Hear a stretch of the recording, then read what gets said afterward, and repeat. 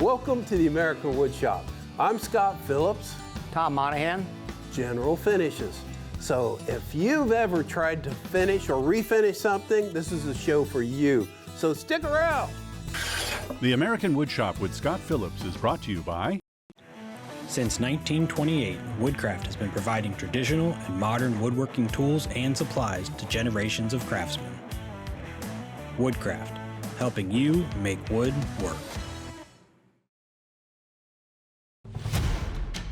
Pro Tools. For tool pros.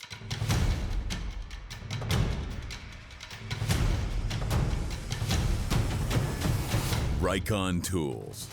Woodcraft Magazine. Projects, plans, and web links designed to help you make wood work. P.S. Wood, home of Timberwolf Swedish silicon steel bandsaw blades and super sharp scroll saw blades. A bed to sleep on. A table to share meals. A house that feels like a home. The Furniture Bank of Central Ohio, providing furniture to neighbors in need. Okay, when it comes time to finish, Tom is your man. He knows more about it than any 10 men I know, and that's a good man. So what's the key to a great finish? And by the way, this is a wash coat of shellac, just to seal it, make that cherry, take a good finish. That's perfect. I want to know what you have on here to begin with. So all we're going to do is do a light scuff sanding, just to kind of create a tooth. Okay. And then we're going to come over top of this with an oil-based gel stain to bring out some color and some depth in it. But you've already got the wood sealed, so we don't really need to build a finish coat. We just want to add color to this layer. Okay, and this is cherry, and this is a Chippendale. Look at the ball and claw leg that comes up, style Chippendale with the shell carving.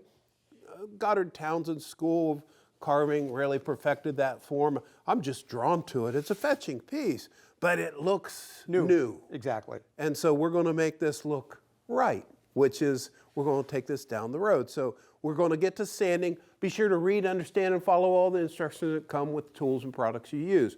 N95 dust mask when you sand. Work in a very well-ventilated place. Any other finishing tips? No, just common sense and take your time. Okay. Well, let's get to the sanding then. Okay.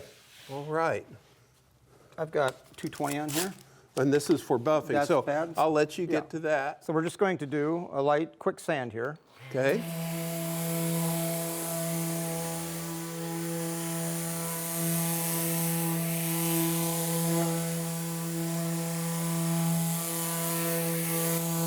And these new battery-powered sanders are amazing. And do you see any airborne dust? No, these built-in collectors. This has the dust collector, or you can pull this off and connect it to your dust extractor. But there's no dust here. No, and that's the real key, is keep it clean as you can. Just wipe this down. You can see it's got a powder, so that means that we effectively cut through it just enough. We don't want to remove it because this is our barrier coat. See how smooth that is? Oh, yeah. I'm just going to come over it with it's just a flexible, soft sanding pad. Just break it. We really don't want to scratch it too much. We don't want to get a deep scratch in it, so we just want to do a little finish sanding.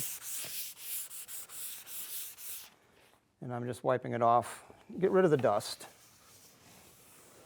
Because if it's got a dirty surface, you're going to end up with a dirty finish. There. All right? That's what you want, nice and clean. Okay? Mm-hmm. And the reason I use shellac first, I was taught by George Reed, my mentor for years, that on cherry, boy, it's hard to beat shellac because it won't blotch. It just seals it perfectly and imparts a nice color. This is garnet shellac, handmade, so de-waxed, high-grade color. Yeah, and this will oxidize and age over time. So 5–10 years down the road, it will, and cherry will oxidize and it'll warm and darken as it ages. Yeah, exactly. But we're going to kind of accelerate that and put it in the time machine, as she said. You bring it on. That's what I'm looking for. We're just going to use a gel stain. The reason I like using the gel stains for something like this is a liquid stain wouldn't be able to penetrate. And the key, we have shellac on here, so we're just going to lay a coat of color over top of this. And that's what we're going to do. I'm just going to start with, and this is just a darker shade. And what this allows us to do is change the color, but not radically alter the color to a point to where. And I'm just going to get a little bit of stain on here. I'm just going to apply it with a foam brush. But see, the key with the shellac is it'll keep that color underneath, and this will allow the color to show through. So you're really kind of building a layered dimension of color, like a second dimension of color. Okay? Already starting to look like Yeah. it's right. Older. Yes, exactly. This isn't designed to look new. This is designed to honor period furniture form. In my mind, the Chippendale era, Thomas Chippendale copied all of these designs from China, and the ball and claw, wisdom of pearl, the dragon's talon, clasping that usually was a sign of the imperial house. Okay. Now, what we got? Couple of things here. I've got some mineral spirits, which I've dipped my brush in, and there's a little bit of stain. So all this is a little bit of a dirty mineral spirits. I'm just going to take it on the brush. I'm going to discharge the excess. And I'm going to use my brush, see, just to kind of soften that color out. Oh, yeah. Well, and it lets grain pop through. Exactly. There you go. You know. So I can there's no still s- tell it's cherry, but it's already looking exactly right. The other thing about this technique is if you get an area that is repair or has a glue line or it needs to kind of artificially lay grain into it, that's exactly what this does. Because the brush strokes, you can kind of see it's actually putting a little bit of a grain pattern Absolutely. back into that. Okay? Loving that. And we'll just let that dry out. So keeping mineral spirits on a cloth handy. That way, if you get a run or a smudge, you can always come and wipe off with the mineral spirits. You can see I got a little bit of mineral spirits on the rag there. And if you want to, see, Ooh, sweet. just leave a little bit of color behind. Now, you can layer multiple colors. So I could do a brown and then come over it with a red. Or I could change the color and go darker, but just look how much more depth of image that this has. That is beautiful. That's exactly what I was hoping for. I knew you'd have the answer. Now, let's finish the rest of You this. bet. We have to get to that because we want them to see the full effect. And then this, of course, would have to dry overnight Yeah. thoroughly. It's an oil base, so it's going to take 24 hours and longer if need be, cooler conditions. But the key with it is just be patient. You know, if you're in a hurry, then you'd be better off using a water-based product, which dries faster. But to me, it's more about the aesthetic color instead of what type of color I'm using. The oil-based gels just are so easy to work with and manipulate. See that? Well, I'm going to ask you to prove that because I have a shell up here that's just too bright. You need to knock down that color a bit. So as you're working on that, I'll ease this out. And you go, well, there's no hardware on this. Well, that's because I wanted that to be just an accent where it's kind of like a secret compartment. So I'm going to pull these different colors that you could go through, but again, tell us the color of this. This is, we're using antique walnut Gotcha. right now, which is kind of a medium brown range. A little bit of black. Nothing too red. No, the red's already The there. red's already there. And as you pick up color, you just use the mineral spirit cloth and just discharge. There. Always with the grain Yes. and with a light touch, just like an artist painting in a cloud. Well, this is a glazing technique.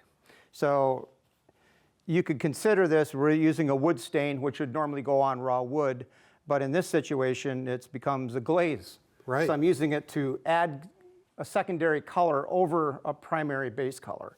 That's what glazing is. But they work really well because two things. It's the consistency. The the viscosity or thickness of the gel allows you to be able to drag it and leave it. You know, it's not a liquid, so it's not going to soak in and run off the edges. It's going to hang right where you put it. So if you want to, you can manipulate it just by how much color you remove. Wow, that's gorgeous, Tom. See? And that took just minutes to get it just right. Tilt the top to camera so that they can see.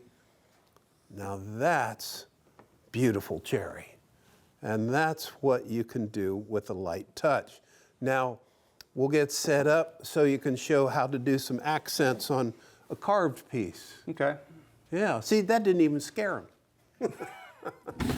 So, one thing I will tell you, these silicone pads, if you're doing finishing work, they are handy to have. Easy to clean up, too. Makes sense. Okay, but don't use silicone in finishes or cleaning solvents. It will ruin your finish at a heartbeat. So we've got this little drawer detail, little scallop, the hand-carved scallop. And we're just going to do the same technique that we did on the top. We're going to bring this out a little bit more. I might use 2 different colors this time. I'm going to use a little more black just to give us contrast. You can kind of see the hardware on here. This is a patinaed piece. It's a little darker, and that's what we're going to use as our benchmark. So you've got shellac on here, so I'm just going to go in and, again, just scuff sand it. All I want to do is take the roughness off, because wherever it'd be roughed, you'd have a much more condensed area of color. So if it's nice and smooth, it's going to be nice and even. I'm just using a flexible sanding pad I cut down, because it's hard to sand carvings. And by putting these dark tones to it, it will make it look old, but it will make it look at rest, and it will pick up shadow lines and give definition to the carving. Exactly. So now we're getting that tack cloth to get that clean, because surface prep is key. Keep it clean. And when you use a tack cloth, don't press down too hard. You don't want to transfer those sticky resins to the wood itself. Yeah, so these are statically charged. These are a 50-pound cotton, but what's nice about them is you can wash them. You can throw them in the washing machine. Just don't wash them with your wife's underwear if you've done a red paint job, because I found that out by accident. Oops. So anyways, I've got and I'm just going to work off the lid of the can. And the reason for that is I don't want a lot of color in here. But all I'm going to do is this is the brown mahogany, and I'm just going to touch it with a little bit of black. See, and all you're trying to do is create a shadow in there. We don't need to cover the entire piece, because I want the carving to kind of stand out. So if I don't add color to the inside. Ooh, I like that. So why do finishes age? Sunlight, that's one reason. Yeah, sunlight. Well, oils, like linseed oils, will darken. They oxidize, so they will change color as they are exposed to ultraviolet sunlight. But also, certain resin systems, polyurethanes, will yellow. The water-based products will have a tendency to stay true to color because they don't change with color. That's why it's important to choose the right type of product for what you're trying to achieve. And the reason that I like using something like a gel, and this is a perfect example of where a liquid stain would just be a royal mess. Run all over, and you wouldn't be able to hang up anywhere. And by taking just a little bit of color. Now that shell looks right. Right, so it's dressed up. It's got some detail, but it's more about creating that dimension that you don't have with just one coat of stain. And I've always said, you know, there's 4 wood tone color groups, right? Light, medium, dark, and red. I don't care what kind of wood you're working on. If somebody calls and says, I'm working on this piece, and the first thing I'm going to say is, on a color scale of 1 to 5, how dark is it? And if it's a 1, then we know we're working towards maple and the really light colors. The mahoganies are more of your 3 and 4s because they're reddish brown. Sure. So if somebody wants to work with something, I don't care about color names. I want to know about like color darkness, light, medium, dark, and red. From that point there, I can choose the correct colors to blend and match with. And if you wanted to go just one little step further, just a little bit of black. It doesn't take much, see? Ooh, wow. I would never have thought to do that. Wow. You've just taken me That's all you want. to exactly, now that is a masterpiece right there, right there. And so we can top coat that tomorrow with the wipe-on satin, but this, oh, ho, ho, ho, ho, ho. Wow. Now, it's a little bit dark here, so we can feather out the edges here just to make that all harmonious with the same technique. But while we're doing that, our wives are up to bringing a piece of chestnut to glory again, the grain you won't believe. So let's see how they do that. Wow. Yeah, let's just add a little bit of shading to this. We'll get the hardware off and make that happen. Sounds good. So I'm a seer as a believer. So Sheryl, you were telling me that if I wanted to darken the nutmeg, which is this is a practice board we did, and we did the gel stain Gel over satin over it. Yep. Gel satin over it. So now I want to see what it's going to look like in the process if I do go darker. Sure. Well, we picked some antique walnut, and again, this is that thicker gel. Okay. And what we did was lightly sand this, and just with a sanding pad. Just to try to And that rough it just enough. roughs up the surface so the gel will kind of adhere better. So when we're doing it with this, since we've put a finish over it, it's going to kind of separate those a little bit, so we'll get more color than if we just applied it without doing a finish. So if we Yeah. just did the nutmeg and a finish, it would probably muddle more together, right? Right. If you put this right over another color, you wouldn't see the color underneath. Right, okay. And that's what's nice about this, because it does have that top coat on there. You'll see that nutmeg underneath. Yeah. And this is the walnut? This is antique walnut. Antique walnut. That's pretty too. And if you put Yeah. antique walnut on by itself, it would be much darker than this. Yeah. Now, how cool does that look? It looks beautiful. Yeah. And So you know if you kind of mess up and you decide, hey, I really want it to go darker, you Yeah. can do that. Yeah. Or you can actually fix a different piece of furniture that, had some scratches or something. Mm-hmm. You can lightly sand it and throw this right over it. Because it has urethane in it, it makes it really easy to do that with. That's great. You know what I love about all this? It's easy. Yeah. It's not really hard, time-consuming process. Exactly. Wow. Thank you. You're That's welcome. awesome. And I do like this darker. I'm just going to have to take it in the room and see, decisions. I love it. Thank you. So many good tips. I've learned a lot today. Well, Tom, you've gone and done it. Look at this. This is right now, and it's been something that's bugged me for a long time. Just shellac alone wasn't getting it, so the tones are Yep. just perfect. It's gorgeous. I love that. I love the cherry. Now, that's the stain. The finish is a gel top coat satin, but that won't be until tomorrow. Right. But don't wait, because here's a hard maple table that he's going to top coat with the finish first, and then Yeah. the stain. So this is your kitchen table, Yes, Susie's kitchen table. with lots of wear, All right. lots of character. So it's a hard maple table, and kind of the thing about maple is it can be blotchy. It's so dense and hard, it doesn't allow for like even penetration of color. So I'm going to show you a method to where you can use the gel satin top coat, kind of like a conditioner. Think of it this way: instead of using a pre-stain conditioner Right? to kind of help the wood accept color, see how much color that already has. Oh, yeah. So maybe you don't want to stain it.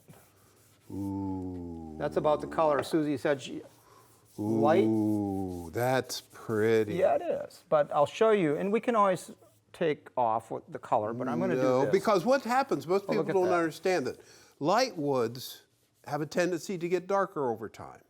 And dark woods have a tendency to get lighter over time. Yep. It's not always the case. Like cherry's a dark wood and it still gets darker over time. So there are exceptions to the rule. But in this case, oh my word, that Look at how is it. beautiful that is. So That is, we are there. There's no color needed for that. That's- okay, well, that simplified my life right there. no kidding. So let's just do this. I'm just going to take, and again, each coat you build will add color and depth. So this is where you need to decide how much color you want to add. And kitchen tables, normally, we're always going to say 3 to 5 coats. If you got kids, 5 to 6 coats. But the reality of it is the more coats you put on, the more durable it will be, but you start losing the effect of the wood. So I like to do 3 to 5 and keep it at that. Well, and also this is repairable. This isn't like a polyurethane. Exactly. Where it's a hard film. This you can go back in, spot, sand, buff, and bring it back. Exactly. All I would use, you can scuff sand in between coats or use like 4/0 steel wool or a Okay. gray Scotch-Brite pad. Just scuff it just to break it so you can put some on. There you can see the color difference already. And as that cures out, as he said, with 3 or 4 more coats on this, that will get slightly darker Oh, you bet. each time. No, we're there, and that's the only thing that we want right there. So I'll let you keep finishing that. Okay. While you finish that, I have one thing I want to share with people, and that is, let's say you have an antique, like this plant stand, okay, mahogany, beautiful, seen a lot of wear over time. Let me do one thing for you. Make your life easy, because this is the only furniture conditioner that I use. You put it on the pad, not on the wood. You never put this on bare wood. And instead of stripping it down, use the finish that's already there, clean it up, and it leaves a nice sheen so that, man, that looks really good. So sometimes all you need is the right product to make that finish on that piece come right back to life. So I'll get this wiped out, and then I want to show you the chestnut table that the ladies worked on earlier. So we're going to let that dry overnight, and I think the color's just right, Tom. And it certainly couldn't be easier to apply. No. Again, keep it simple, wipe it on, and make sure you wipe out the excess so you don't have any smudges or lap marks. So when you're done, you should be it's nice and smooth. Wow, that's grand. Now look at this. I turned this 20 years ago. It's an Osage orange bowl, and I just used some of the bowl finish for this to really bring back that luster, because after a lot of soap washings, it dulled down a bit, but the grain of wood just makes everything talk to you. That's beautiful. Just absolutely grand. Funny how the color, look at the color of that, the color of this, it all ties together. You just can't beat the beauty of wood. And when you select the right finish, the world is your oyster. Now, next week on the American Woodshop, you'll see this finished table completed, and we'll also get into some live edge shelves that you just won't want to miss. And Tom Monahan, how can people reach you? At generalfinishes.com. Okay. Just go to our website, give us a call. Okay, they will definitely help you. Well, that's it for this week. Hope you go out there and finish like a pro now. See you next week in the American Woodshop. Yeah, and this is just a masterpiece. I don't know what I was expecting, but that is perfect. Wow. Finisher, woodworker. 2 different things. Since 1928, Woodcraft has been providing traditional and modern woodworking tools and supplies to generations of craftsmen. Woodcraft, helping you make wood work. Pro Tools. for tool pros.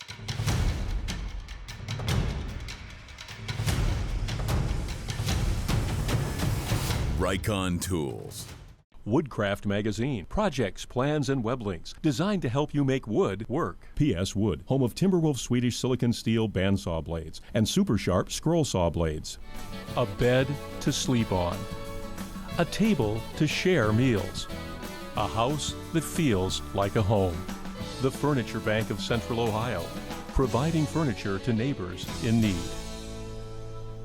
For more information about the American Woodshop, you can watch free episodes 24/7 on our website, and you can find us on these social media platforms.